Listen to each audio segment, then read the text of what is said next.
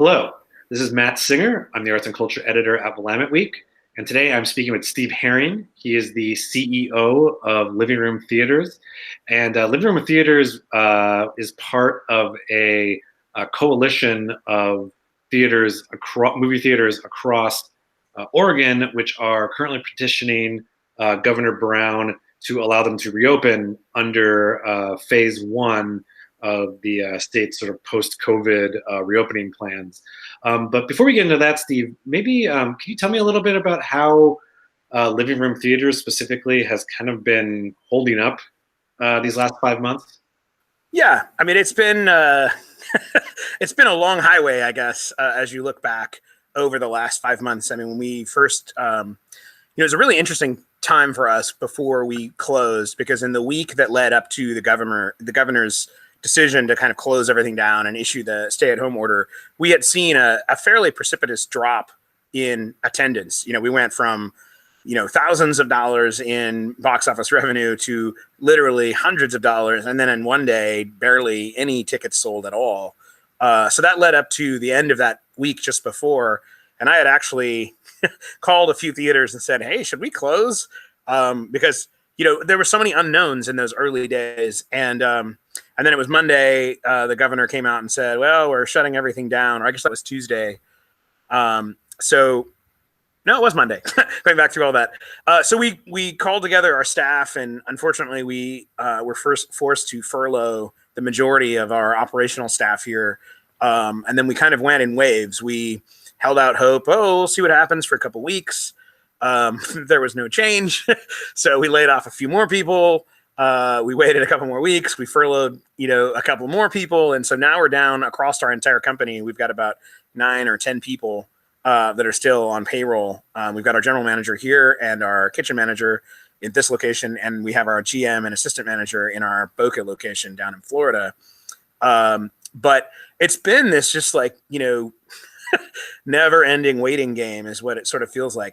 Yeah, tell me about then this petition to get Governor Brown to sort of change the rules of phase one that would allow movie theaters to open, because movie theaters are allowed to open in phase two. Is that correct? Correct. And I spoke to Tom Rainieri, who's the owner of Cinema 21. We've kind of stayed in touch every few weeks as this closure has worn on.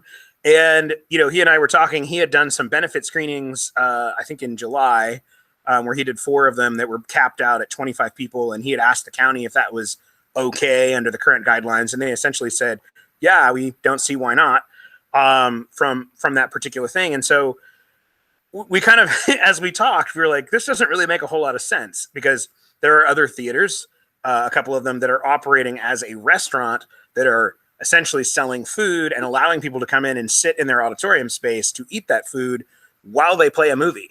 And the state, I had inquired, and the state, both the Oregon Health Authority and the folks at Multnomah County that I had written to, both agreed that that was permissible.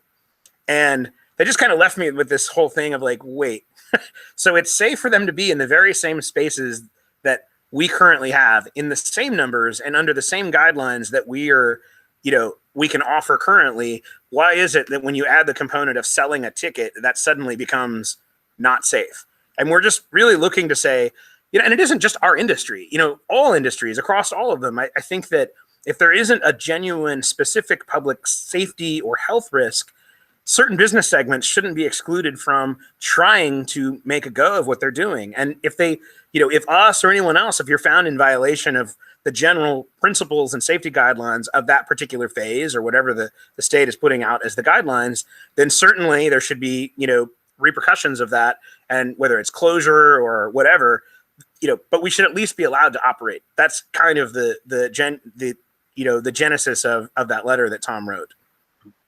So say, when you are able to reopen, if it happens, next week or a couple of months down the line, hypothetically, what precautions would you particularly be putting in place at Living Room, which is kind of a smaller, the venues are a bit smaller. So can you tell me a little bit about the precautions that you would have to, or are planning on putting in place in order to reopen at some point in the future? Yeah, so I'm sitting currently in our largest auditorium, which is Theater 3 here. It seats 61, in normal times. And we actually staged some spaced out seats here that would be similar to what we could accomplish. And the maximum capacity of this room, if we had couples sitting in each seating position, would be 16 under those guidelines. So keeping everyone spaced at least 6 feet from seat to seat, in any given spot in the auditorium. We would institute the same requirements of masks being worn at all times, except for when someone is either eating or drinking.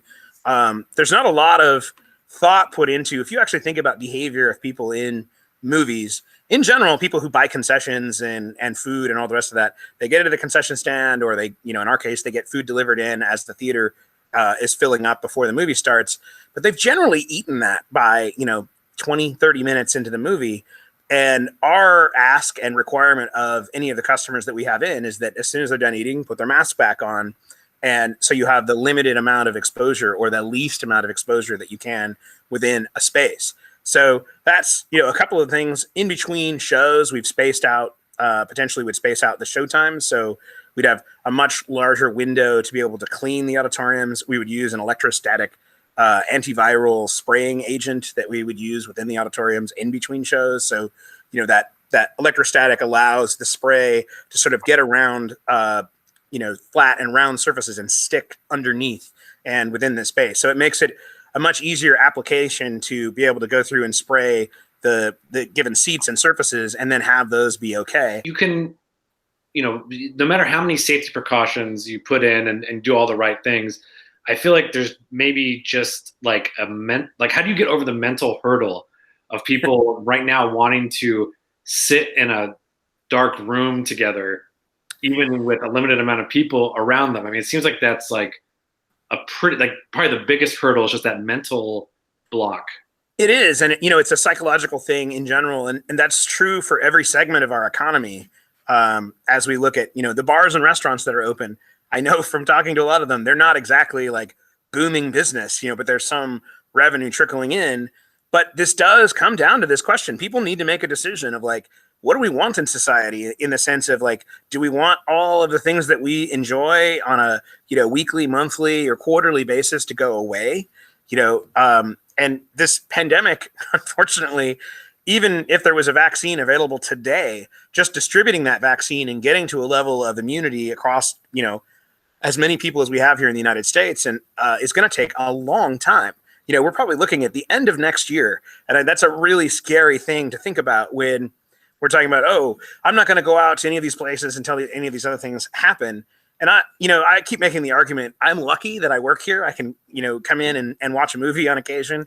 And you don't realize how much you miss it, until something isn't there. The thing that you love doing. I'm on a pool team, and, billiards is completely shut down in Oregon and Washington entirely.